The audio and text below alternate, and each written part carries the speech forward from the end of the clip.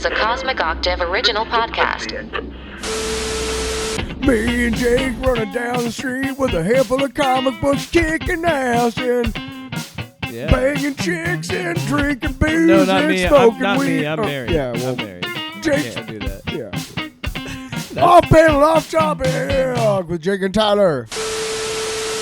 Episode 189, ladies and gentlemen.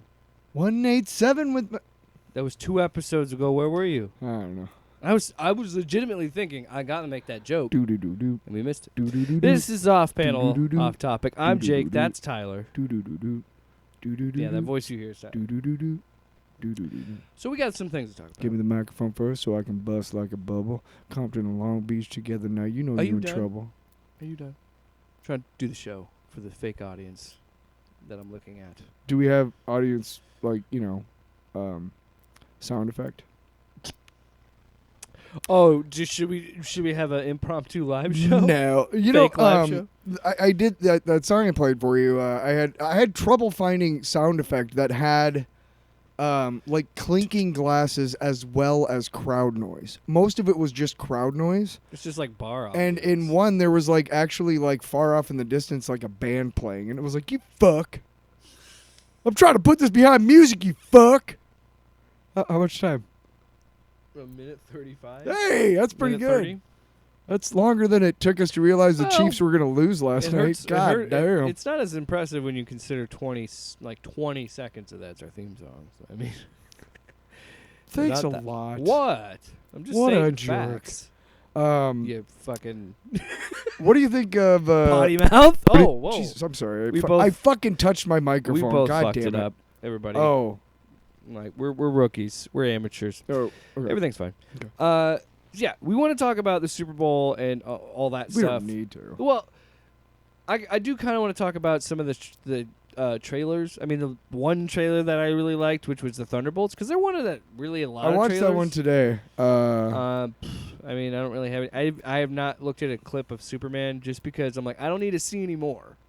I got that teaser trailer. I know we'll probably get another full-length 3-minute trailer. I opened up YouTube today and it was like, a brand new it's I don't like how I wish there was some way for them to be like, this is like actually a trailer.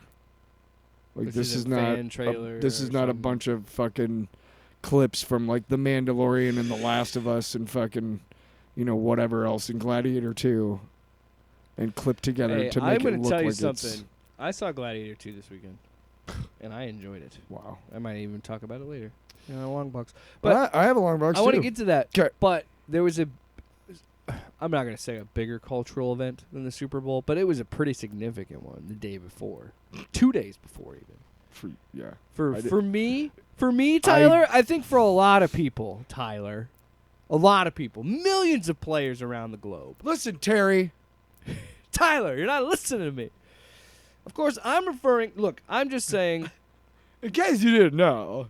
it is, Do the radio voice. I don't even know the proper terminology, but it's the burden of being in The burden of proof is what they have to come up with That's for the Supreme Court. That's not what I was saying. Oh. It's the burden of living in interesting times. Uh, And we continue to live after historical events like 9/11. I'm trying January to 6th. I'm trying to keep my head buried in the sand, because if I don't, I'll just be pissed all the fucking Well, here's time. the thing, Tyler. This just isn't an American thing because America is shitty right now. But this is globally. Okay? I am talking about Wow. the PlayStation Network outage of February 7th, 2025 into February 8th, 2025. I survived it. I lived Really? it. What? Look. Here's the struggle that I realized, and this is I got hit close to home, and in my chest, didn't realize and in my heart, because how there was a devastating. moment when I realized, oh my gosh, I have literally just Lost my mind. lost ownership of all my games because no, I was being facetious and silly earlier, but now I'm serious. so here's the thing that's frustrating. I've mentioned on this show how much I enjoy Marvel Rivals, and guest on the show, Gomez, who is a friend of mine, he likes to play Marvel Rivals. I have other friends. We all play together, and it was like, oh, we hadn't seen each other a while. He's going to be visiting his parents. He's like, hey, I'll stop by and hang out for the weekend and, watch the Super Bowl and whatever. And I was like, we had planned that a couple weeks in advance, and we were excited. And the whole thing was, I took this TV that's in my basement, brought it upstairs, set it up. He brought his PlayStation 5. It was that nostalgic, like, boys sleepover in high school kind of thing. And we were so stoked about it, and it was crazy because he came over, like, Thursday night. I couldn't get Friday off, but I work from home. So as soon as I was done, I was like, we're going to hop on and play the game. Don't you have any offline games? That's the problem. Unless you change your settings in your PlayStation, even the games that you own that are offline single-player games, when the PlayStation Network was down, it couldn't get the servers, so it couldn't get the license for the game. So essentially, when you buy a digital game, you don't own the game, you just own the license to the game. So one day, quick aside, one day my internet was down, and so I couldn't stream anything, and I don't even have a DVD player, but I got my PlayStation 4. Yeah, it's a Blu-ray player. Yeah, so I put a disc in, and I go to play it, and it goes, you haven't downloaded the shit to, like, make it a Blu-ray, like a DVD you haven't player? downloaded the Bluray player app. Internet required. And I'm like, you fuck! Yeah. We've really just turned ourselves into a Stone Age. With that was, it is frightening. I was so mad. I was just like, I need a fucking DVD player. So it's even more frustrating. Just to have it. What's even more frustrating about this, and I understand this is first world problems, a lot of it is me being silly. Like, it's not that big of a fucking deal. I'm just having fun. No, I totally get it. No, for us, what made me upset, it wasn't a big deal. Like, we still hung out, we just watched a movie and whatever. But for me, I was just like, man, we had planned this for weeks. The whole thing was you're going to stay up late and drink Mountain Dew and eat Doritos like in high school and play this game, and we couldn't do it. Our other friend who plays on PC, he's fucking mocking us, being like, PC is the best. PC Master Race over there. Like Randy Marsh there for a second. Hey, listen. Yeah, I'm like a cartoon. Hey. It like, in all... Yeah, I want to be very clear. It isn't that big of a deal, but it was I get it, a man. little. I felt bad for people. They were like, because the PlayStation subreddit was going through it because it's Reddit, so But like, there's some people that legitimately. Did you guys like? Did you not have any like? You couldn't play anything because you had nothing downloaded or whatever, or.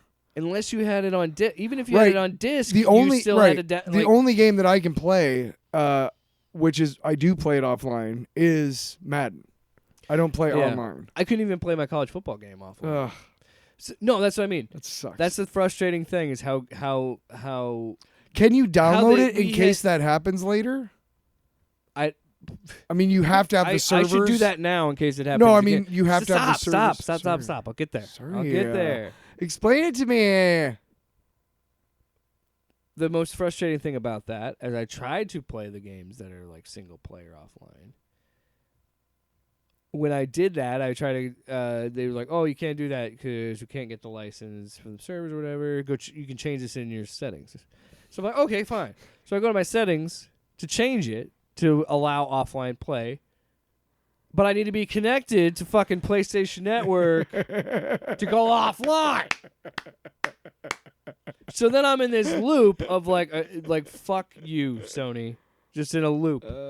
So, but here's the annoying thing: we did manage to play for like an hour after I got off work, and that was fun.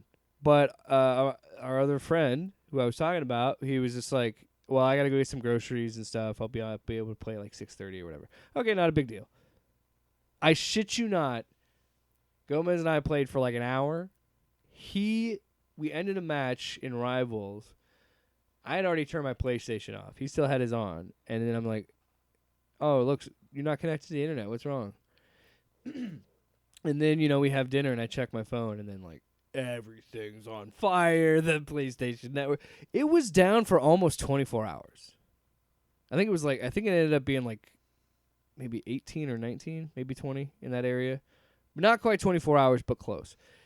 And what I was saying earlier, what bothers me about it is it does frustrate me. Like, man, it really drives home. I don't fucking own these games, so what the hell am I doing spending money on them?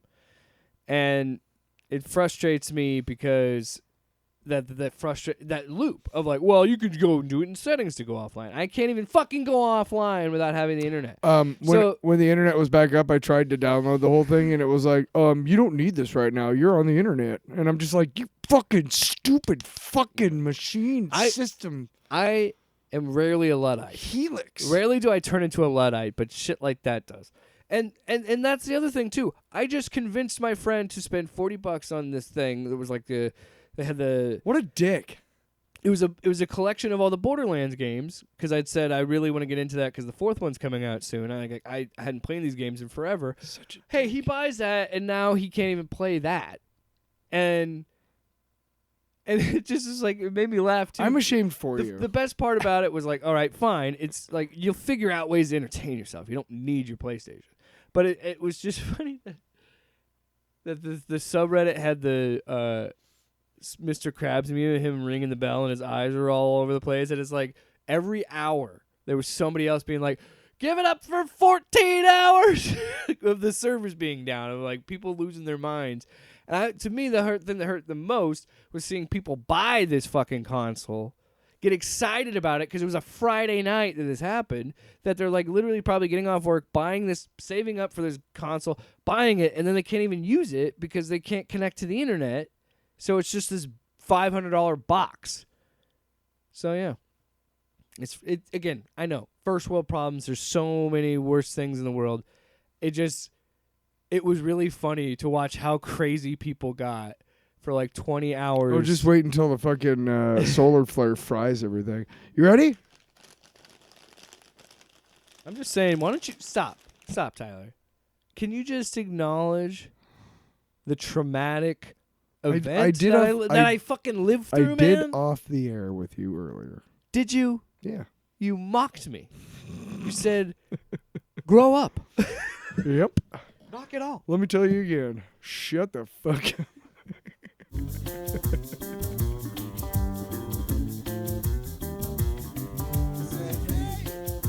I want to dance in a cage with a bikini onto this, with body paint on.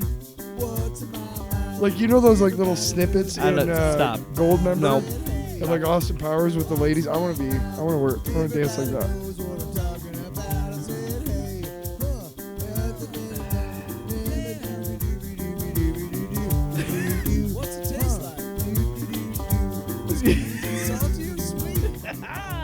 What are we doing here? Hang on.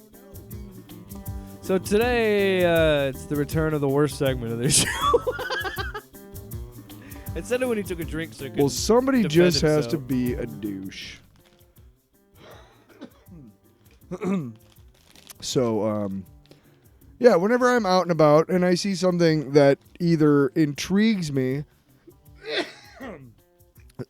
something I've never seen, or something that absolutely fucking horrifies me in the snack aisle. And, you know, we've done many things. We did the shrimp chips. Remember those? They smelled fucking horrible when we opened the bag, but they tasted like nothing, which was weird. It was like, how does it smell this bad? So I didn't really realize till about a day after I bought these, but there is the game called Pickleball, right? Yeah. And Pickleball. Mm-hmm, and it's a green ball. Well, it's a green wiffle ball. And serving up Big Crunch. The volley is on. Our pickleballs are the winning combination of that classic Vlasic crunch and bold flavor. Good job, marketing team. Classic rhymes with Vlasic. Put them together, and you've got a match that rivals anything we've seen on the court. The perfect doubles team of dill and vinegar. Oh, they're the ultimate salty snack, and you know it's going to be a real pickle putting this bag down. Wow, you really almost said something else. It's going to be a real boner. Real pickle. Real pickle. Real prackle. Pickle's so good, you can want to suck You don't even want to say the word right. Will you open the damn bag? So, yeah, it's just it's a grab bag, which is good because I didn't want to buy a whole giant bag of these. But hey, but it is Vlasic. Holy shit. Smell. Just take a whiff. Take a whiff. I didn't mean that hard. Okay. That's a lot of dill. Yeah, you can. A lot of vinegar and shit in there. I'm gonna take one. They're green. First of all, the bag, they look like, I don't know. They just look wrong. Green. They're Cheetos balls. They're Cheetos. You abandoned it. Yeah, I ain't paying attention. Planters cheese balls, but they're green. There you go. Because Planters in the can. Oh, I missed. I tried to get one of those. Oh, my fucking eye! I've been blinded. Oh. These fucking slap, actually. Tyler, what'd you say? I'll eat your ass. One more time. Come on, Jake. One more. Dang it. I'll eat your ass. Oh, fuck yeah, dude. I will eat some ass. I need to make some distance from what I'm about to say, so I'm saying this to make some distance. My wife would love those. If she likes dill pickle chips. somebody just crunched a bunch of these up and lined it, I'd snort that shit. I'd be snorting that shit all night. Whew. These would be fun to. These would be fun to throw in your mouth, though, like from a distance. Just Well, never practiced You know how that. you can like throw cheese balls? Well, all and things? cheese balls, yeah. Popcorn. No, I'm not gonna all do it balls again. are No, good. you almost blinded me, you fuck. Jesus Christ, man. You're just like, I'll eat your ass. yeah. Across the board. Yeah? Yeah. I was These are really good. I love dill pickles. I love little, the what are the little ones called? The baby dills. Those are fucking great. It's just like a whole pickle in one bite. It's fucking amazing, dude. Are you fucking kidding me? Terry! You got the outside of the pickle and then the inside of the pickle, and it's all in one bite. It's insane. Open your eyes, Terry. Open your eyes, Terry. Little baby deals. Open your eyes and open your mouth. Gherkins, some people call them. I will go Spears. Pickle Spears are great with a sandwich. I'm a big fan of pickle flavored things, but sometimes, like pickle flavored chips, it's a little much. About halfway through the bag, you're like, holy shit, dude. Right? Here's what I like. What kind of pickle you like? Baby dills. What? And pickle Spears. What? And pickle slices. What? Have you ever had the sandwich slices? Those things fucking slap, dude. You ever been to Charlie's, like the cheesesteak place in the mall? Holy fuck, man! They slice their pickles long ways. Oh, have I been to Charlie's? I could write a book about what you don't know. All right. I've been to Charlie's more than you have. Well timed, sir. All right. So what's up? What do you want to talk about this week? Well, what the pop culture moment? That's how I answer the phone on the radio. Da da da. What's your name? So What do you want to call him? wanted to What do you want to talk about? I want to talk about the Super Bowl. Sorry, the big game. I think we. Between the two teams. No, I mostly want Kansas City I really, really want to talk and about. Philadelphia. I understand it's the biggest game of the season, and the NFL has been more popular than it's ever been. Mm-hmm. But please stop doing these cheesy, fucking lame celebrity intros. I hate them. Less is fucking more. You didn't like Tom Cruise?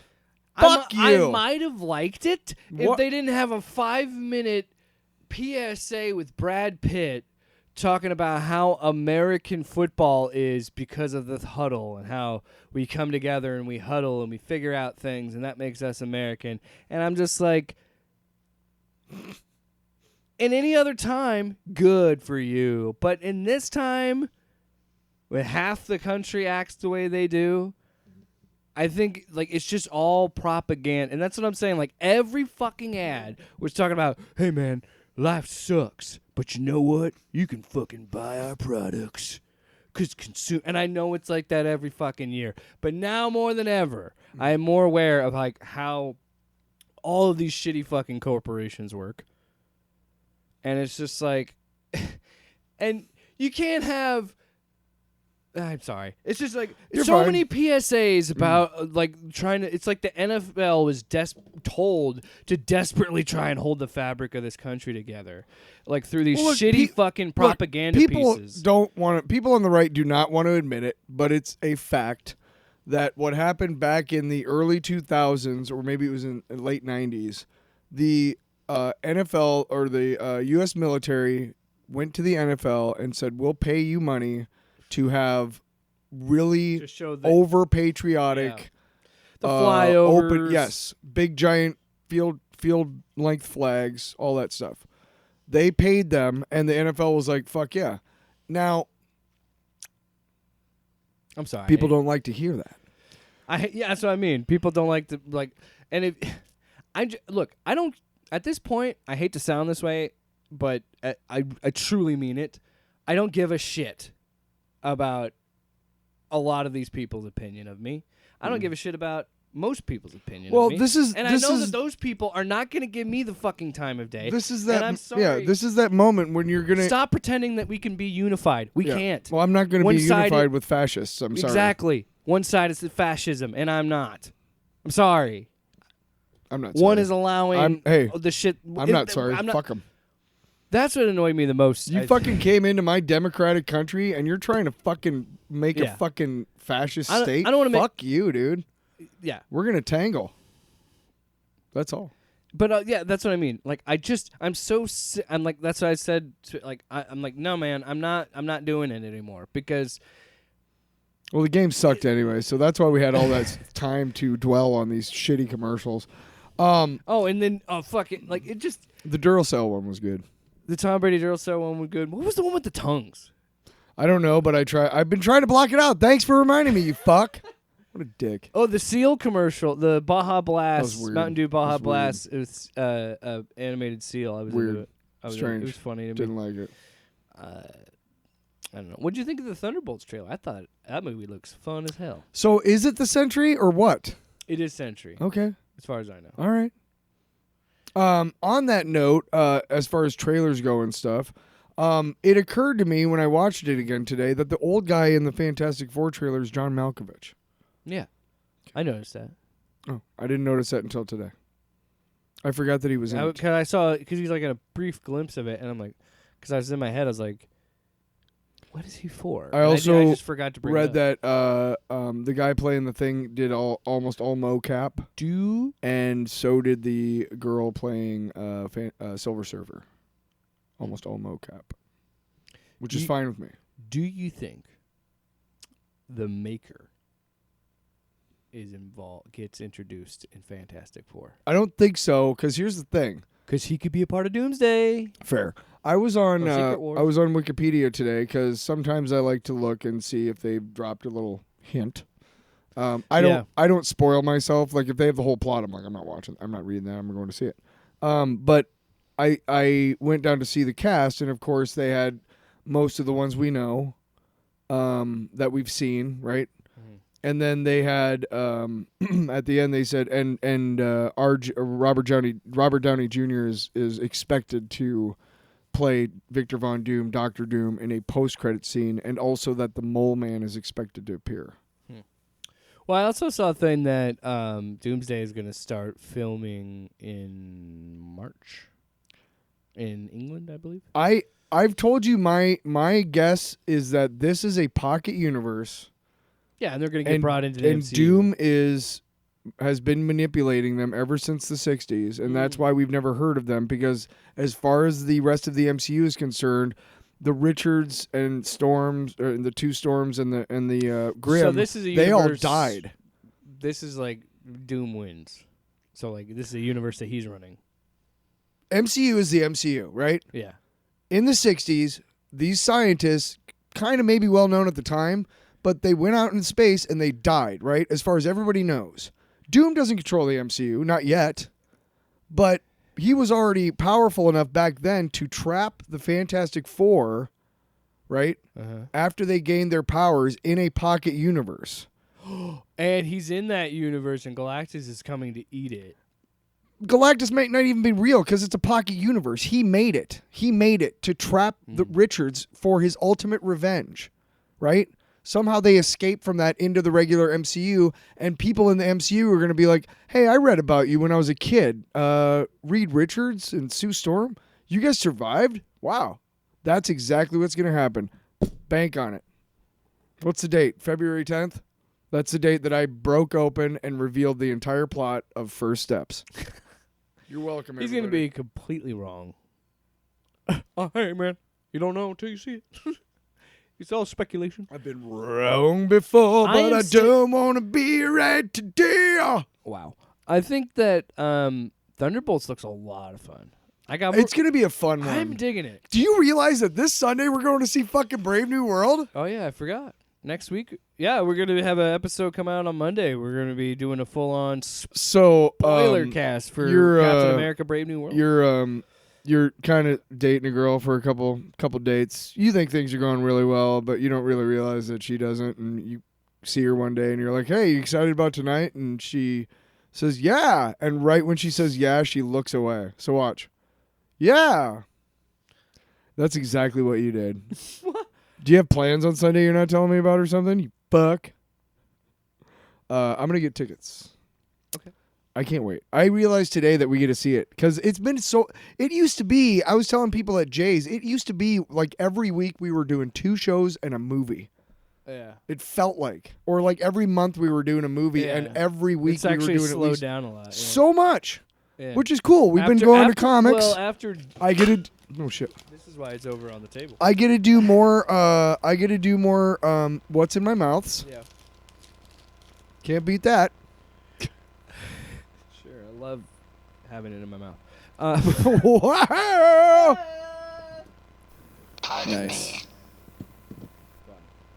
No, I am excited about it. I think that it really is going to be a pivot, just like the first Captain America movie was a lead into the next generation, or leading us into the Avengers, and this is going to be leading us into the next generation. First Steps is supposed to be the first movie in Phase 6. Okay. Like we care at this point. Who's fucking? So Thunderbolts is the last movie in Phase 5. Who knows? I know. Oh man, that was but this was Phase 4, and this was Phase 5. It's like all over the place. Just saying, dude. I know. That's what the MCU brass is saying. I'm still excited. Regardless, okay. I'm excited but it's crazy we're getting 3 Marvel movies this year because we're getting Captain America on Sunday, and then in May a couple months later it's Thunderbolts, and then a couple. What does that asterisk mean? I have a feeling it has something to do with Thunderbolt Ross. I said this last really night. isn't his team. No, I'm saying that I don't know what's going to happen in Brave New World, but I feel like either he dies, so they can't use that word or something, or he gets impeached because he's a Hulk, or he becomes incredibly popular and has some sort of a product on the market called Thunderbolts, and they can't use it because they'll get sued. That would be funny. That's what I think it is. That would be hilarious. I think whatever it is, I think it has something to do with Thunderbolt Ross. Doesn't it have to? What other Thunderbolt are there? That's the whole point of the team, wasn't it? It was named after him, and it was his Task Force X. Maybe he dies right in the beginning. Suicide Squad. Maybe Feige was like, kill somebody right in the beginning, make it like Suicide Squad. Yeah, it's got to be Red Hulk. I don't know. I wish you could see us. We're thinking. We're all looking at each other. Yeah, we only we had a just camera. Silence. We have fucking cameras right here. All right, what's next? They're in our pockets. Give me those. I got a handful of pockets. Are you moving that stomach by yourself? That's like seeing somebody move their pecs. Whoa. Wow, this feels weird for everybody. No, I thought you were doing anyway. I'm just trying to live. Just trying to live. Just trying to be a badass. Well, it has been slow in terms of shows. And I don't want to. Yeah, let's not do that. We could go into this because we have been reviewing. You said we had a bunch of news. No, we don't. I was just playing. Oh well, I do want to say one thing. Lego IP sets have gotten way ridiculous. Yeah. The last for Brave New World is a little ship with a Red Hulk and a Captain America and a Sabra, and her name is something I can't remember, but she is the mutant Sabra in the comics. She's an Israeli mutant, an Israeli superhero. So those Ruth Bat Saraf. Anyway, no, I'm serious. You can't say that name and be like, no, I'm serious. Well, I'm serious. Yeah, I think I know that. I just came to me. I remembered it. Because I like to read the names of the characters. Because some characters I have boxes of minifigures. I can't remember what their names are because I don't have the box because they don't. Anyway, if it's like Ninjago or something. Anyway, so the newer Marvel sets that have come out this year are okay. There's one that was a Venom muscle car. Give me a fucking break. There's 3 minifigures that I already have. It is crazy how. Then they have an Iron Man versus can't remember Iron Man versus somebody, and it's a car with Iron Man, Black Panther, and like a villain. I can't remember who the villain is. It doesn't really matter. And then I mean. You're going with these sets that are like $100. Like they have a Civil War recreation set, the whole airport battle, which they had a set that came out the year the movie came out, which was better, cheaper, and more pieces, more minifigures. Yeah. And this one's $100. It's like 600 pieces. They have another fucking Iron Man fucking armory, Hall of Armor. They've come out with this like 5 times now. And every time it's more expensive and less fun. Well, and I'm sure they less shit. They probably discontinue Of course. the other ones. Right. And that but drives up that price. But I'm saying I don't need those anymore because we have those. Like they used to do like a Millennium Falcon every like couple years, like every 5 years. They did one way back, and then they did one for the Han Solo movie, and then they did another one for the new trilogy, right? Yeah. And then with the old Lando Calrissian. And then they did another one. The last one that they've done is the one for the Rebuild the Universe, the Dark Millennium Falcon, which was a really fun set. It's just like how many times can you make the same thing? Example. The same ship. Example. The Han Solo, the Solo Millennium Falcon has an extra piece in it. Remember how they have that extra piece, and that's why they have you saw the movie. It's an escape pod, right? Yeah. Also, it's white, like it's pristine white. Yeah. Then the one that they have for the new trilogy like is like more like the one we know, which is dirt and dirty. It's gray. And then the one that they have for the Dark Millennium Falcon is actually black, and all of the glass pieces are red. So it's really actually cool. It's really cool. It's like if he worked. It's a Sith. It's a Sith Millennium Falcon. Yeah, it's really neat. That's cool. Did you watch the series? It's a really fun series. Interesting. What?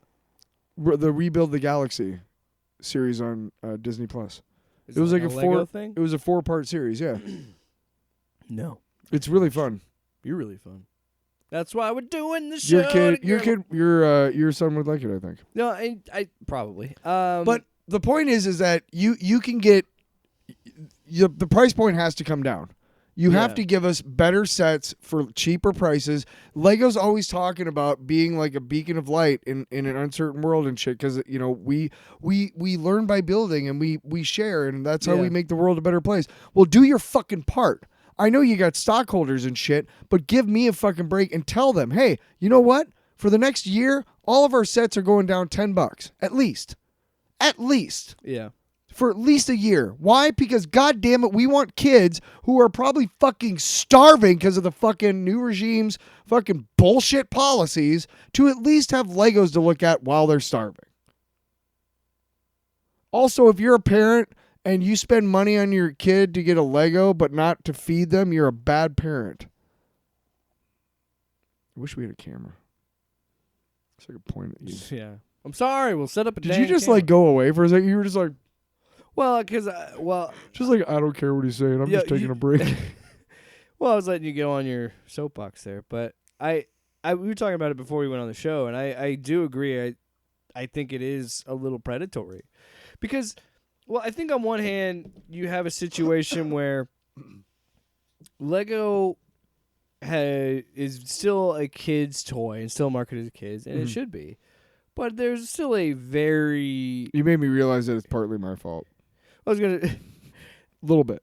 I'm not trying to call you out. No, but I'm saying, you're not wrong. No, people have it as a hobby, and there are adults that have it as a hobby, and so I think there needs to be a little bit of a division, and like how they have with the is it Diplos? Duplo. Diplo is the artist, I'm pretty sure. Duplo.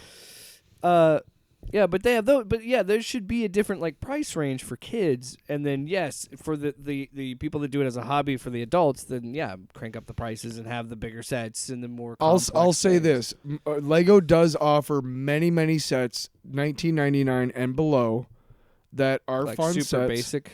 No, I mean like they have like a set. It's like 501st Clone Troopers Battle Pack. Yeah, it's like 109 pieces, $15. You get 4 minifigures and whatever. But they do offer in all of their themes, is what they call them. They do offer, like for instance, one great example. Well, it's not a great example because the movie sucked and so did the Legos. But for The Way of Water, or what was it? Water, Avatar. Yeah, so I think it was The Way of Water. Whatever. They had sets for that movie. Now they had one that was like $20. They had another one that was like 40, and then another one that was like 60, another one that was like 80, and then they had 2 really, really big ones, right? I don't know why you made that many, because I fucking don't care. Well, but it was kind of nice, because you're like, okay, I understand that like a kid can save up and get this one, or probably get his... I don't know how allowances work anymore. I can't... When I was a kid, I got... in this economy. When I was a kid, I got $5 a week. And I made it work because it was way, way different. But way cheaper. I can't imagine like when Lincoln or when your kid grows up to be whatever age that you know what I mean? How the fuck is he going to have a phone to use Apple Pay? I mean, what the fuck? I don't even know. Yeah. It's hard. For me, it's frustrating too because I don't know if he's going to be interested in that. And if he starts to take up Legos, yeah, it's all toys are expensive, and all. Well, I'm gonna get rich with my music, so then I can buy everybody whatever they want. Much like hey guys, I want you guys to know the fake camera I'm pointing to. Much like my PSN outage discussion earlier, we both understand there are so much bigger problems in the world. Oh fuck yeah, dude! They're fucking forcefully removing the fucking Palestinians from the Gaza Strip as we speak. Yeah. Forced relocation. You know who else did that? But I just want to be clear to say, no, who else did that? I'm not using that as a... No, but I'm saying... yeah, you and I both understand that this really isn't a big deal. No. But I still want to talk about it because I think that, and I do think that there should be some sort of level to it because I do think that Lego does have value, and like you said about teaching kids how to build things and teaching like sharing bricks and sets and all these different things. Yeah. I think there's value to it. Yeah. And there should be. I always believe that there should be as especially with kids, as much as possible. It should be a very, very low barrier of entry with things that it's things like this, like Legos right. and in defense, any toys really. Yeah, in defense of Legos, they do offer what are called classic sets, and they're basically boxes of Legos. There's no instructions, whatever. It's just box of Legos, and it's called like classic Legos. And they do have like big, and that's like 1,000 or more pieces for like $40. They don't have to pay an IP on that, obviously. It's just they're plastic. Well, and that's the frustrating thing too, is the consumerism of it, well, or the capitalism on the thing, of it. It shows you have like to pay for a license essentially when you pay for Legos. Exactly. So if you're looking to stimulate your child's imagination, at least they're there. Yeah. You can get a box for like $20 and keep them for interested for hours. And you can still days. get Mega Bloks. Like my kid still plays with Mega Bloks. Yeah. But yeah. But fuck you, corporations anyway. Because it is a little bit of like you're fucking Lego. You are the toy brick. Here's what upsets me. Okay, you have like a high end toy at Walmart for say Frozen, right? Okay, a high end, expensive fucking toy, $80, $100 toy, right? Yeah, And then you go to like dollar store and you can get a little tiny thing that's a washcloth for $1. Right? And then have you ever seen those? They have like a big, and it's all different. It's like Iron Man and fucking Superman and all sorts of shit. And one of them's frozen. You're like, well, how come you can, I don't understand how like you can allow Sell a world this for like $1 where like and then kids can be like, look at the toy that I got. Look at the toy that you got. Clearly I'm better than you. Thanks a lot, society. Go fuck yourself, late stage capitalism. Yeah. All right, well, we're done. First of all, nobody listens, so we'll never get sponsored. But that will definitely never get sponsored. I'll still take a Lego sponsor. No, so funny story. Went into Jay's today, and the person in there was like, "Hey, you're the guy who posts about Legos," which I haven't done since Love and Thunder. Was the last time I did a set. Even though I still build them, and I just figured nobody's watching. So, yeah. Do you want me? Should I? You do whatever you want, bro. We'll talk about it after. But they were like, "Hey." And I showed him our channel and stuff, and I was like, it was funny because I hadn't looked at him in so long, and I hadn't done one in so long. I'm like, let me find it for you. Like, showed him where it was. It was funny. Off panel, off box. Yeah. It was fun for the 6 months that it lasted. Bring it back. What else were we going to talk about? Oh, that's right. Absolute Superman Comic books. Holy fuck. Knocking over the shit. Knocking over shit left and right. This book sucks ass. No, I'm kidding. I know. Whoa! I'm just kidding. This is Absolute Superman number 4, DC All In. I gotta tell you, I'm trying to find the credits. Son of a bitch. It's always at the end. I'm trying to get the credits so I can get the people. Written by Jason Aaron. Vamp for me, Tyler. He's not vamp. Why all the things not in front where they should be so I can find them really easily? At least Wonder Woman and Batman have the curtain. No, I guess even Batman put in the back. Actually, a lot of them. The last Wonder Woman, there was like 8 pages before the fucking... All right, read it off, man. Jason Aaron's the writer. Okay. Rafa Sandoval is the artist. All right. Ulysses. Do you want me to read it? Because it looks... I'm I good don't with want to names. say what I It's think fine. it says, Yeah, I'm good with and I'm names. afraid it's going to sound wrong. Ulysses Ariela, colorist. Becca Carey, letterer. Rafa Sandoval and Ulysses Ariela, cover. I just love how you're like, oh, I've got it. Give me this. Well, I knew where you were going. And anybody who pays attention to this show, which is nobody, knew where I was going to. And if you own this book, you know where I was going to because you couldn't help think it. Titties. Unless... Okay, so you and I were talking, you mentioned how... Did I just say titty? Well, you said it again, Tyler. Go sit in the Tyler! Hey, you go sit in the horny corner. All right, anyway. You mentioned, we both talked about how we felt like Absolute Batman number 4 kind of grinds that story to a halt. It's a little bit of a filler issue. Huge filler flashback story. Not the same artist, so maybe they needed extra time. Which is like, fuck you. You've been doing this for a year, and you should have had at least the... Come on.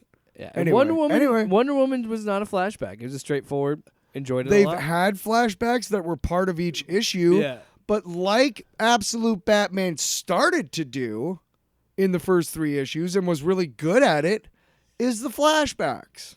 And doing it in such a way, right? Yeah. Yeah. And so what I really like about this issue, and that's like... Okay. Whoa.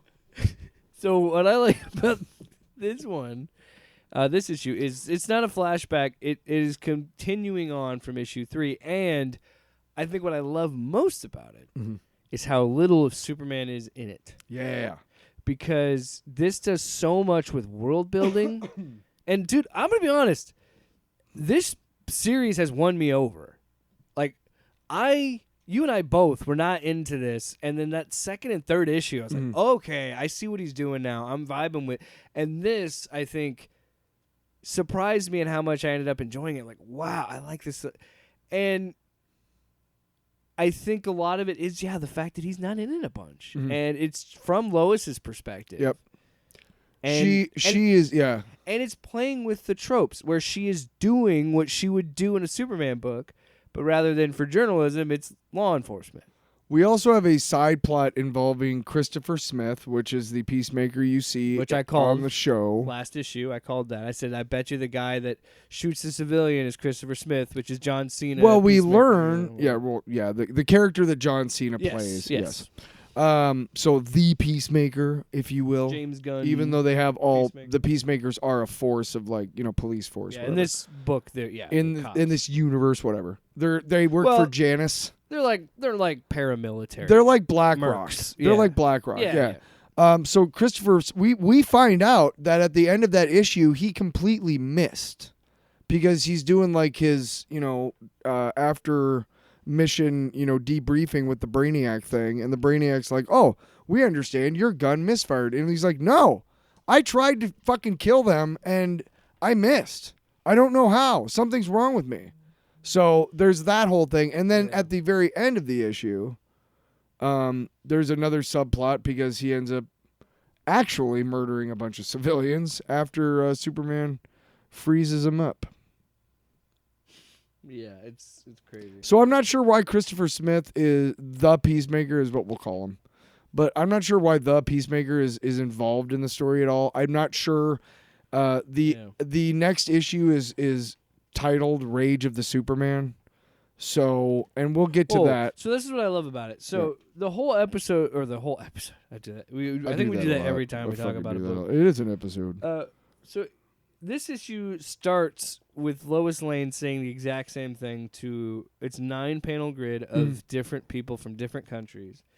And then she sees one lady who has like a missing eye, I think, or a bandage over her eye at the very least.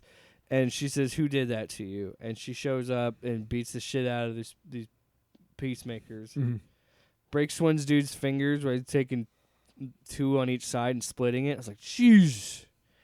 And said, "You're under arrest." And then they said that then everybody has the same response. Like everybody had the same questioning. They all had the same response. They said she was chasing a storm. Like all of them were like, "Hey, like we can't wait until they kill you all." But yeah, we've been looking for him and hoping he comes back, and we all pray for the rage of the Superman. That read what she says. Yeah. Here, let me see. Yeah.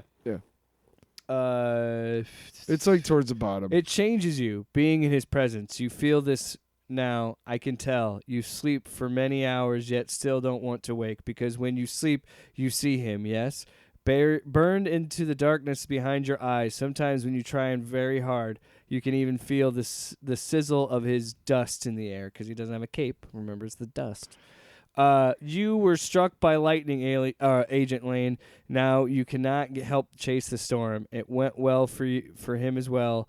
After he saved me and my family at the mine, and then everybody keeps saying, and then it just says, a whisper who walks among streams screams all these. He sees all, children in cages, families clinging to rafts, grown men weeping on the factory floor. As you say, he is afraid, but not afraid of you. The Superman fears the day Lazarus will drive him to such anger he cannot help but save this world by killing you all. I pray for this. Yeah, we all pray for such a thing in every language, in every slum across the world, and it's why he has come to us now. Come to us, I know. We all want the rage of the Superman. Listen, if you don't know that that's a fucking direct correlation to our world right now. Yeah. I mean, what scared the shit out of me about what happened in November is where's the good guys coming from? There are none. That's what scares me. There's nobody to stop them. And there's people in this world, in our country, who are like, "Oh, well, there's checks and balances." No, there's not. They made it. They appointed all the judges to force that shit through. They own the Supreme Court, which is the highest law in this land. Executive orders being written at an unprecedented rate. I mean, we're not talking about, oh, it's just Republicans versus Democrats. No, this is the rise of fascism in America. Sorry. But we do get some Omega. We do start learning about the Omega Men, and we get introduced to Jimmy Olsen. I wanted to mention. I thought he was a chick for the scene first with 4 Christopher pages. Smith. I don't know if I read it that way. What do you mean? It literally says he was like, I was trying to kill them. Yeah, but it says I read it as the Brainiac saying it was a malfunction to cover it up. Yeah, but he can't remember it because he blacked out. He's trying to tell the computer, hey, I need help. No, I just missed. My hand was shaking, but I was trying. I was definitely trying to shoot them. He's trying to say I need help, and the Brainiac thing is trying to cover it up so that he can go back to fucking duty. Yeah. Gotcha. Yeah. But the thing is, why did he miss? That's why. Yeah. Because clearly at the end of the episode issue, he shot. I did it Somebody too. Was dead. Well, we'll get to that, but so Lois Lane is looking for the Omega Men. Because they said if you want to find Superman, go to the Omega Men. Or look for them. Because, they find her. It's a common thing. Omega Men are going after Superman. Superman. They're going they want him. Omega Man are going after Lazarus, actually. Yes. But they want, But they want Superman to join the cause, is what I was trying to get at. Yeah. They, a kid with, like a face mask and stuff shows up. Important to note, earlier in the issue, General Lane, Lois's dad, is saying, like, fucking nuke Superman into oblivion. General Lane is a he also doesn't have legs. Hawk. Yeah, and he doesn't have legs, and then he eventually walks out of his house with his Lazarus branded robot legs. But General Lane's a douche. He says there's no point in talking to these people and reasoning and trying to reason with the Superman. He's an alien force that could rip us to shreds, nuke him. So then we have the parallel of Lois Lane meeting this person with the Omega Men who she gets the drop on, who he thinks has a drop. They think, I don't want to spoil it. It's a Mexican standoff at a point. So they were start following talking. her. She gets the drop on him. Says she doesn't know that there's another person fucking talking. Yeah, there's a Mexican standoff, so they start talking, and then Prime Omega shows up and fucks everything up because Primus, Superman shows up. Primus is Omega Primus. Yeah. Well, when she shows up, Jimmy is literally. We find out it's Jimmy Olsen, but we also find out that he was doing the same thing she was, because he was like, "Wait, no, I think I could talk to her. Like we were having a conversation. Don't shoot, and like don't fuck. Hold on." So Superman and Primus showing up at the same time really fucks it up because they were talking. The Peacemakers barge in because they know what's going on with the Omega Men fighting Lane because they open fire. There's a whole shootout, and he's like, "Stop!" And this is what fucking looking for me. I texted you after I read it, and this is the part that solidified me being like, fuck, yes, I'm eating up everything Jason Aaron's doing now. I totally understand what he's doing right now. What? You know the one we want. I'll eat your ass. Yeah. Oh, yeah, Jason. You're eating it up, Jason. Right? So, yeah, the panels of him you just see dust float in the air, and I didn't know how I felt about the dust instead of a cape, but that idea of like the dust being used to show, he's like, you got a little whiff of the dust, you see the dust, you're like, oh shit, he's here. And then the whoosh of him just showing up and then fighting off Primus and just pretty much just showing and being like, looking at Lane, being like, you leave me alone. Stop following me. Stop looking for me is what he says. Stop looking for me. Yeah. I just want to talk. I have nothing to say to you. Then I'll do the talking. But please just give me a moment. And then, that's when the Peacemakers show up. And, this part. The best thing is, that's him, all right. Remember me, pal, is what Christopher Smith says, because his helmet's fucked up. And then Superman just goes, no. And then freezes them all. I love that the Peacemakers are just fucking dork tryhards that cannot do shit to him. They're security guards. They literally are just mall cops. They're just mall cops. They didn't pass the test to They're become cops. Mall cops. Yeah. With guns. And then, and then Jimmy is filming him leaving, and Primus is like, what the hell? What? Because Jimmy Olsen's like a photographer. Ho, ho, ho, ho. So the Peacemakers finally... Superman takes off, and there's no real resolution there. Superman takes off. He just says, leave me alone. Stop. Fuck off. And then he flies away. And then, but they finally thaw the Peacemakers, and they're like, Smith, stand down. He's like, because he's freaking out, like, let me fucking kill. Like, he's losing his shit. And they're like, this is really good, too. He's like, what happened? He spit on us. And I never thought of it that way. But Superman spit us away like we were nothing, and everyone was laughing. What did I do? And he goes, oh, not much, tough guy. You just brought a storm down on all of our heads because he murdered all these civilians. Yeah, it's clearly like women and children and men. And then it says next, the Rage of Superman. So now we're going to see in issue 5, Superman just rained down on these fuckers. Hey, Scott Snyder, this is how you do it, my man. I'm not telling him how to write comic books at all. But I'm just saying, I felt like... Apologies to the artist I'm of Absolute Batman if he was given a ridiculous deadline. But he helped plot number 4. Sorry, I don't... Instead of helping to plot number 4, fucking draw number 4. Sorry. I don't want to... I'm just playing, by the way. I'm obviously not saying...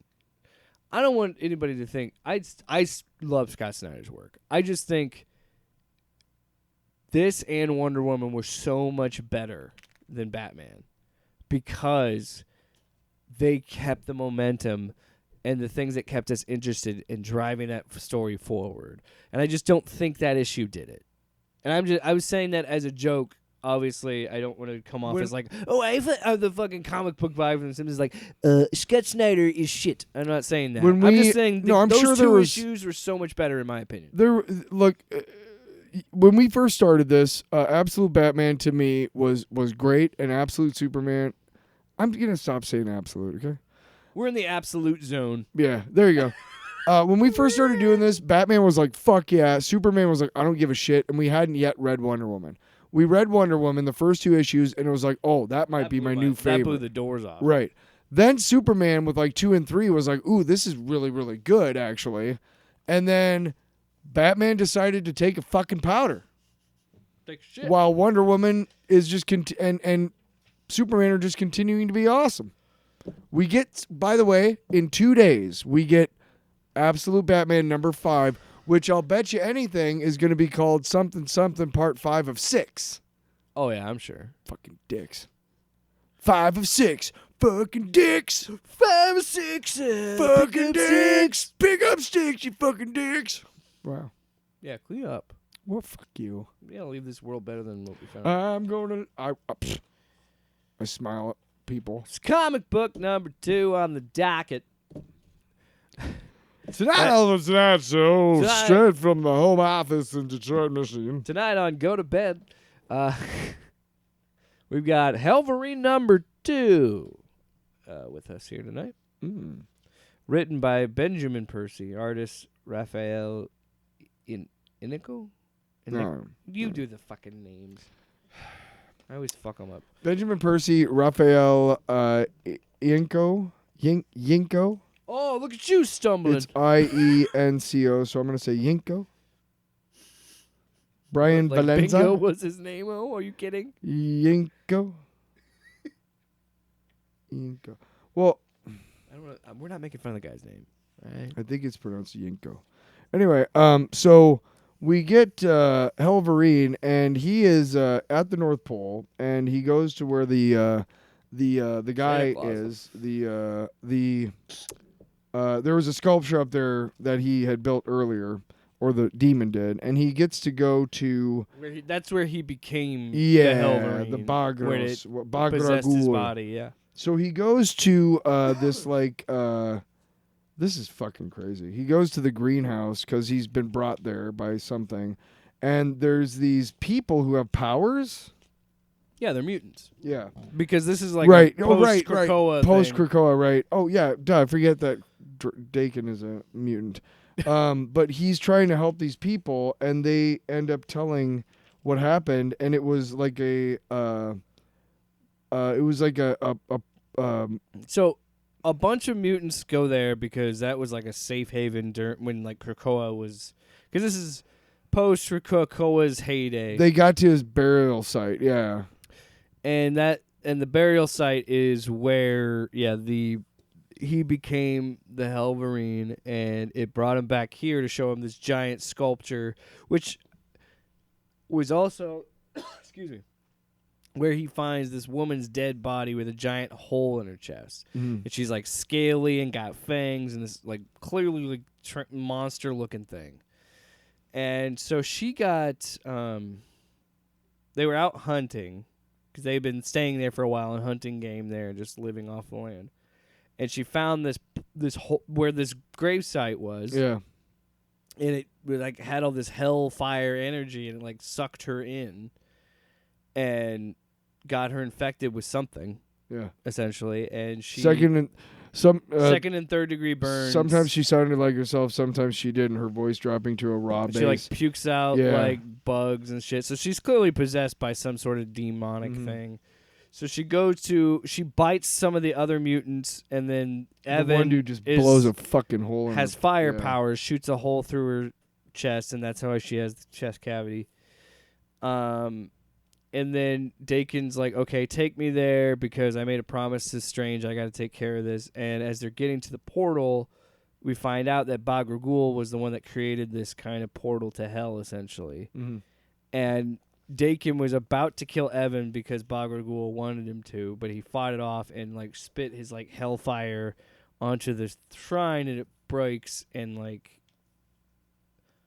what happened exactly? Because I could like get to the end. Well, he goes to the shrine, and there's a mutant that's been infected that tries to because the other mutants were infected with the shit. So when she bit them, that to infected them with the demonic energy or whatever. He has to kill them, and then entity. And so that he fights off off the urge of Bagra Ghul and saves Evan, but Evan still gets sucked into the hellfire when it collapses and dies anyway. And as he's mourning with that, Doctor Strange shows up and's like, "Hey, I got the next issue," because he also wanted to know why Dakin was still trying to figure out why it was mutants, because it was this demonic entity was only targeting mutants, and then like the end of the issue is like it's. Doctor Strange says, like, I'm afraid you're just getting started. I've been doing some research of some very old, very dangerous magic that's loose in the world now, the magic of hell, and it's after mutant kind. To be continued. Hellfire Club? Akihiro confronts the spirits of the dead at his birthplace in Japan. Helverine is caught between two worlds, and only the combined will of Akihiro and Bagra Ghul will cut through the hellspawn in their way. Are we going to get Helverine fighting ninjas? I don't know what they are. Ghosts? Ghosts. They're ghosts. They're ghosts from the Britain land. They're here to eat your tea and crumpets. I gotta say, I am really vibing with this series. I'm surprised how fun this series has been. The series is, what does it say? Does it say mature readers up there at the top or anything? It does say parental advisory on it. It's very graphic. Yeah, it's very graphic, very horror, but in a vibes, and I like that a lot. You have to do it in such a way that it's like I know it's horrible, but artistically pleasing. I only like violence when it's artistic. No, but you know what I mean. That's what I'm. The art is fantastic. It's pretty good. There's times when it's like, but it's gritty. More often than not, and grimy. And more often than not, I like it. What I like about it, and what I like about you. No, and I really like that Benjamin Percy he's always been really good at writing crazy, gory, action. Yeah, I wonder what's gonna happen. Stories, and so to have it be a little bit more on the horror aesthetic of it, and I wonder if it's an ongoing or if it's a 5-issue thing, because I don't know how long you can run that. I don't. It's a series. I think it's going to be a 5 issue, because that's what their limited series have been lately. Yeah. So yeah, good. I dug it. I think we saved that one for next week. Oh, we actually finally got to see. Like, we saw definitely more of him as the Helverine, or we saw more of him as Dakin. Yeah. But we got to see Akihiro. We got less. It wasn't as and what I liked so much more about this issue versus the first issue is it doesn't do all the heavy lifting of his backstory and just says, okay, we've done all that, so now this is where we're at, and we're just gonna go. And most of it is actually narrated by him. And I love how they do kind of like a spin on the penance stare when he gets the backstory of what happened. I dug that a lot too, and I like playing with the mythos of Ghost Rider. I know that I've been giving Marvel shit because they've been doing it too much, and we'll talk about a different book like Rocket Raccoon, Dr. Doom and Rocket Raccoon. Let's save that one for next week. Or the fucking Luke Cage book, which we're not gonna read. I gave him shit, but this just works for me. When you think of what would Jake like, it's Wolverine adjacent. It's not quite Wolverine, but it's the son of Wolverine. It's a Ghost Rider story. It's a horror story. It's this crazy action gore. Like it's just working for me on different levels, man. vibing for me, man. And I want to hate it, and I want to make fun of it because it's like, this is what's wrong with fucking comics. Fucking Ghost Rider, Wolverine, we're out of ideas. But at the same time, I'm like, that shit's cool as hell. It's pretty fucking cool. Because you know what? I still like the idea that his flames are a cowl. It's stupid, but I love it. Great. Speaking of stupid and loving it, we have a little time. You want to wrap up with a quickie of long box? I figured we'd do a long box each and get out of here. Sure. Do you want to go first or me? Yeah, you fuck. Wow. Wow. My long box is you. Wow, that's really nice. That's my song to my lady. That's my song to my lady. My long box is you.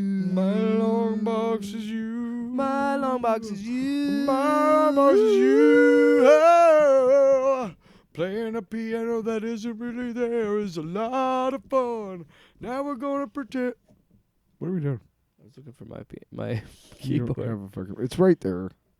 It's too late. It's not in the books. Look, the great thing about tables is you can pantomime a piano on anyone.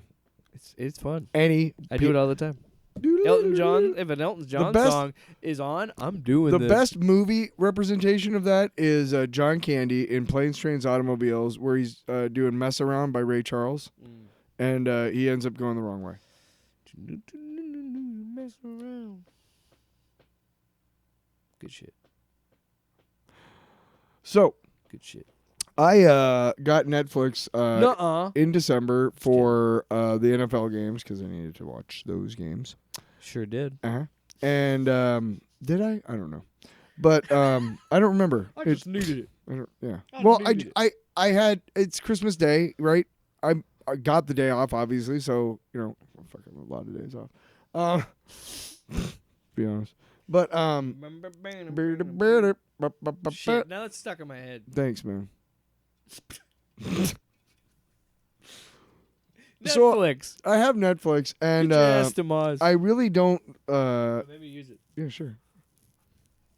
Now this is the plan. Too long. Get your ass to Mars. Fuck. So I go. I generally watch stuff that I've watched a lot. I don't generally go to like, oh, I'm going to go to Hulu or I'm going to go to Disney Plus and just look around and see stuff. I generally don't because I don't really want to start something new. I'm old, so I like kind of stick with the stuff that I like. But I go to Netflix just to see some stuff, just see what's over there. And the first thing that comes up is take a little peek. well, I mean, I have an account. I'm paying for it, right? And the first thing I see is this movie called Saturday Night, which is a Jason Reitman movie. Yeah, I heard about that. And when I first saw the previews for it, I was jazzed as fuck because it looked really fucking cool.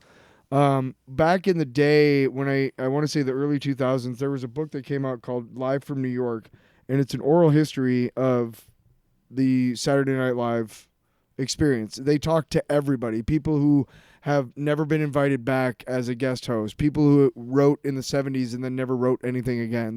They talk to everybody and they get everybody's opinion about everything and everybody's perspective. And you kind of get your own, from listening to all the stories, you kind of determine what you really think happened and stuff, because everybody's got everybody's got Paul Schaefer saw it one way, Gilda Radner saw it another way. You know what I mean? You're like, yeah, Paul and Gilda, yeah, sure, our man, friends, whatever. people that we know. All right, if it makes you happy. So, I overall I would give it a B plus. Ooh. And as a movie, if you're going into it going, okay, I am going to suspend my disbelief. This is the story of the first night that Saturday Night Live went on the air. Okay. Because a lot of it is factual. The reason why they got that slot was because Carson was in a contract dispute to play his reruns on Saturday night, late night. And so they gave him this opportunity to be like, hey, Carson, we don't give a shit. We'll just put something else there. They were doing it to make Carson give up his contract dispute. Mm-hmm. They had no intention of running with the show whatsoever. And that is true. Dick Ebersol from NBC was championing it, but Willem Dafoe plays like the big NBC studio head, and he's fucking great. I mean, he's great in everything. He's fucking great in everything. The guy who plays Chevy Chase is fantastic. Looks, sounds like him. Is it no? Almost everybody's a no name. I couldn't I was tell gonna you. say it was Joel McHale, but that was in No. that was the National Lampoon's movie. Yeah. Can't remember the name of it. Because you're a liar. You're like, all right. David Wan did it. It was the Wet Hot American Summer guy did it. Oh, I have no God, clue. it's gonna bother me because. All right, well, why don't you Google it while I'm silly talking? name. That's too much work. No, so I was really interested in seeing it, and I'm kind of biased because I know a lot of the behind the scenes stories because I read that book, and it's like 1,000 pages. It's a lot of shit to take in, and I've read it more than twice. So there's a lot of stuff that happens on the first night, if you will, that doesn't happen on the first night. In the movie, it does, but it's a great way to showcase stories from behind the scenes of Saturday Night Live throughout that first 5 years when they had no fucking clue what they were doing, that show like, oh, this is how crazy it was, right? Mm-hmm. There's a moment where George Carlin, like, he's done too much coke and he has lockjaw. And Dan Aykroyd runs in there and gives him fucking, massages his jaw so that he can open his fucking jaw, which is it's a real thing. Mm-hmm. You do too much coke and you can't open your jaw. It's not real lockjaw, but that's what they call it. There's fights between Chevy Chase and John Belushi. I heard about that and Bill Murray. The fights between Bill Murray is not in it because he did not join the cast till 76. Chevy Chase was only on for 1 year. So this is just the as one. As soon as he gets done with that 1 year, before even the first couple episodes, people were already talking to him about jumping ship to movies, to Hollywood, and that's what you do. That's what you did back then. You know what I mean? Yeah. It was always a springboard at movies. Well, no. Or that's for some people. If you're an entertainer, Hollywood is like the golden goose. That's the end of the line. Yeah, like, you've made it. But I'm saying like some of the, like, Eddie Murphy, Adam Sandler, like that's Will way Ferrell. Later, yeah. Well, I mean, they started with this is way before any of that. Yeah. They're telling. So time out. Bunch of shitheads telling Chevy Chase to leave the ensemble so that he can be popular on his own. It's some agent who's like, "There's so much more money, Chevy." Exactly. Quick question. So I must have missed it. Did you say it was like this, like the first year of SNL? It's the first night. Just the first night. The movie is the first night. It was all building to the first ever episode. It's supposed to be a like a real time movie. So you start at like 9:30. Oh, gotcha. And the show goes on at 11. So it's like 90 minutes, and that's what's happening in that 90 minutes, basically, that they have. Oh, that's interesting. Yeah, no, the book that I read was from 75 all the way up to 2000 or 95, whatever. I know that they were, it had to have been after Will Ferrell because that stuff was all in there. So I want to say it was early 2000s or late 2000s, 2007, 2008, something like that. Anyway, it doesn't matter. Point is that as somebody who knows a lot of behind the scenes stories, it's like, okay, well, I know that didn't happen that first night, whatever. There were a lot of moments where something was happening and they were showing like a moment in history, like a Saturday Night Live historical moment, and they're showing it, and then they turn the camera around and they're showing the people, the writers and Lorne Michaels and whatever, watching it, and they have like these looks of like, like, wow, I can't believe I'm watching this type shit. I don't need that. Mm-hmm. I'm already got that expression on, like, wow, this is cool. You don't need to show me that Rosie Schuster and fucking Lorne Michaels and Michael fucking Donahue were like, we might have something here. I don't need to fucking see that, okay? I don't need to see it. But it's so cliche. We've seen it. All the no-names who play in it are great. Again, the only one I didn't like was the guy who played Belushi. I thought there was some moments. They kind of tried to make Belushi like this big fucking, and it's, I don't know. The longer I get away from it, I realize that Belushi just pissed his life away. I mean, I'm sorry, but he did. I mean, as harshful as it sounds, you could say, or hurtful as it sounds, you could say the same about Farley, and it sucks, but he should have gotten clean. As somebody who's dealt with people, I dealt with a girlfriend who never stopped drinking, and I finally had to protect my mental health and get out of it. Because I, as a recovering alcoholic, know that until you want to, you can sit and cajole and beg them as much as you want, whatever. Anyway. Yeah. Point they is, have to make the change. all the no-name actors in it were really good. The guy who was in New Girl, Lamont. Oh, yeah. He played Garrett Morris, and he was pretty good. Oh, yeah. There's a really funny part where the band, there's like 4 bands playing the first night, and one of the band members gives Garrett Morris like a vial of Coke.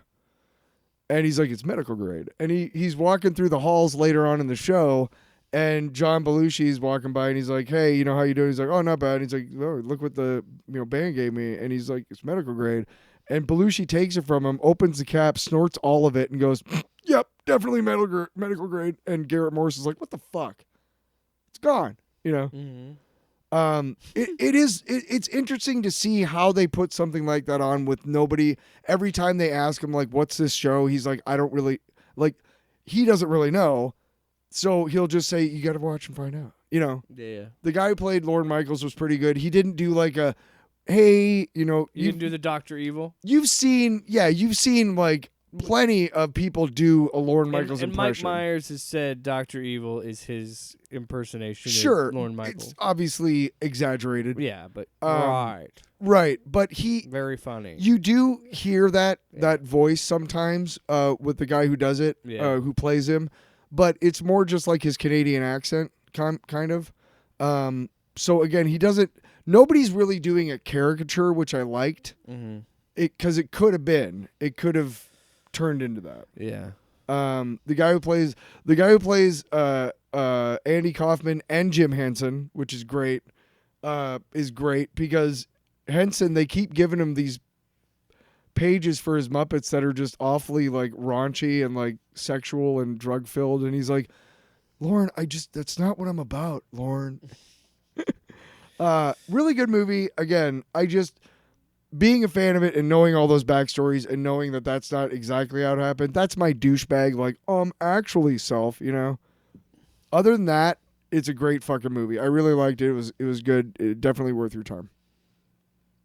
I'm not seeing it now. I'm just kidding. Yeah, you gonna watch The Wire too? Whoa. Fuck face. Ouch. Fuck face. People you love most will hurt you. People you love the most will be the biggest dicks. We were listening to it. My audio. Hey, fucker. My Wow. long box quickie is that wasn't quick. It was like 15 minutes. I'm sorry, I liked it. I liked it, so I wanted to talk about it. I liked it. You do however long you want, big guy. That's what she said. What? So my long box is As long as you need. Borderlands, the franchise in general, but because I do want to do a video or something on this one day. But this is a franchise. It's Monday, not one day. I don't know where you. Tyler. Anyway. Yeah, I talked your whole long box. I talked when it was important, and I had questions. You just beat a jerk. You just beat a dick. So Borderlands is a series that I actually have been. I played the first game when it came out in 2009. And I was listening to the Echoes of the Borderlands podcast, which is the creators of the franchise talking about all the games. And they talked about Ain't No Rest for the Wicked, which is a song by KG Elephant, which is one of my favorite bands. And I got introduced to them through this video game because the trailer came out with it. And I was like, what is this game? What is this song? I need all of this. I got introduced to him because I was watching Dave Letterman one night, and they were on there playing that song, and the next day I went and got the record. And it was probably that song got popular because of this game. But great fucking. So I've periodically played it throughout the years. So I recently bought Wonderlands, Tiny Tina's Wonderlands. So then I was like, oh, well, I want to go back and play all of them. And they happened to have Borderlands 3 on sale. But then I was like, wait a minute. Am I just going to do Borderlands 3? Or do I want to go further, you know? So then they have what they call Pandora's Box, because most of the games take place on this planet called Pandora. See what they're doing there. But it's all the games they've ever released. I see what you did for there. like $150.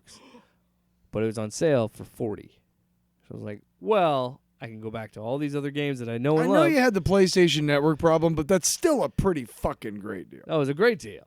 That's why I bought it. I've just been going back and playing through these games, and because they're one of the few games that have couch co-op, so I can play with my wife, or I can have a friend come over and play or whatever.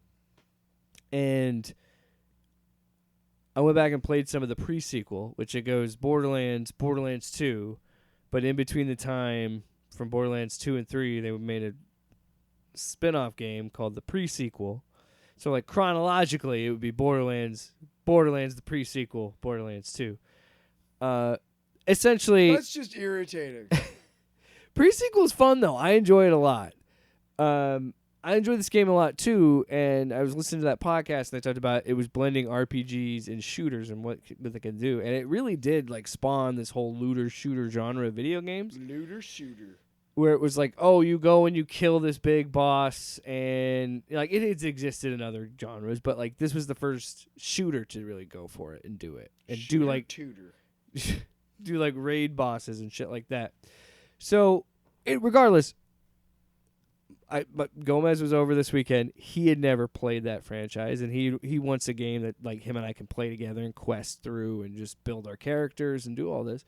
And my wife was able to play with us, so the three of us were able to play, the two of us on one screen. It was like, it gave me those like nostalgic moments of when I used to play that game back in the day, and then just like having it here and now. Just bags of Doritos and bottles of Mountain Dew. Yeah. And the cool thing about it is, Drinking too, right from the 2-liter. it did have a shitty movie that came out that I might review at some point. Did you ever watch it? No. I'm afraid to. We should. He kept Gomez was like, maybe we should watch it. I'm like, look, I'm just introducing you to this franchise that I really like. You know what? I'm trying to convince, like, hey man, there's a lot of cool shit here. Don't think about that shitty movie. If I was you, I would have been like, Tyler tried to show me Blues Brothers one time, and it didn't work out. Let's not do that to each other. I will watch it for content, but I would have to call up my buddy Sparks and have him on the show too, because he is also a big fan of the franchise, and we would do runs together and stuff. And Did he like the movie? No, he did not. It was not good. Fans of the games were not fans of the movie. All you really need to do is watch the Honest trailer. Dude, it's great. Well, the first trailer that I saw of it, I thought, you know what I'm talking about, right? Honest trailers, yeah. Well, the first thing, and I think we've talked about it on the show. The first thing I thought when I saw that trailer was like, this is not fucking Borderlands. And I did realize I want to do a video and just kind of talk about falling back in love with that franchise and just going through those games and just remembering how fun those Falling back in love with Borderlands. And it is, and dude, it is so. I told you before we started recording. We talked about like simple doesn't mean bad. Some of the best things are simple, and this game has a very simple gameplay loop. You shoot, you loot. You shoot, you loot. Wait, sorry. You quest, you shoot, you loot, you quest, you shoot, you loot, you quest, you shoot, you loot. You beat the game, you max out. Is this one of those shows where you have to grind and shit? Yes, but unlike other games that have the shooting and looting mechanic, I don't think this game wastes. You level rather quickly.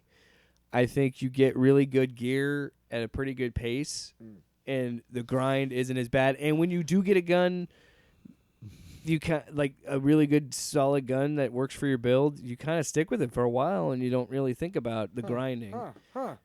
Yeah. I don't mind a game that... Hey! I appreciate a game that, yes, has progression and grinding, but doesn't insult my time. Oh, yeah. Where it's like, it's believable and fun, and I actually feel like I'm progressing throughout the game. So I feel like I love the franchise. a game that I'm playing. Like if I wanna grind for an hour or two, right? I better level up a couple times. You know what I mean? Like I do not want to do that every day and like level up after a week. Fuck that noise. I am not doing that. Also, shit. all this to say, I think Borderlands 4 is supposed to come out this year. Do you remember? So I'm did excited for that. you ever read about the guy? What was the Worlds of Warcraft? World of Warcraft. There's a guy or maybe I'm remembering it from the South Park episode, but I think I read somewhere about a guy who. He did an interview like a couple He years did ago. nothing but grind with like these 5x point like rats. He did an interview, I think, for PC Gamer for like a year straight every hour. He got like to the highest level just doing that. Yeah, I think it was PC Gamer. Okay. Tracked him down and interviewed him for their YouTube channel, and yeah, he's real. That is a real dude. That's fucking great. And why not? It went even further than the episode because in the game he was making people pledge to him and be a part of his cult. And then he would be like, if you join my cult and you pledge to me and join my cult, I won't kill you. And then he would still fucking kill him anyway. Why? Because it's funny, but it's also like, fuck that guy. But as far as I know, hate when people do it to me, as though. far as I know, Griefing sucks. I think that's the guy who he was part of the inspiration for that right. episode. Yeah. I think maybe that's where I heard it was reading about and that. Maybe that guy is based on a real programmer. Yeah. And him, and then the son of the guy that does that is also a game developer because he actually worked at Blizzard. The guy that's like sitting there typing on the computer, that's a real dude. His son is a fucking Twitch streamer, and he's actually really good because he's like an actual reasonably smart dude, and he's also a game developer and he has his own games, and it's just funny. And he plays World of Warcraft still, and it's like that's even mind-boggling to me. That game's been going on for 20+ years, fucking crazy. But in fucking I'm excited sanity. for Borderlands 4, and with that, there's the door on episode 189. Fuck, that doesn't rhyme. 4-door? No, 189 doesn't rhyme with 4-door. Shit, you're right. Off panel, off topic with Jake and Tyler.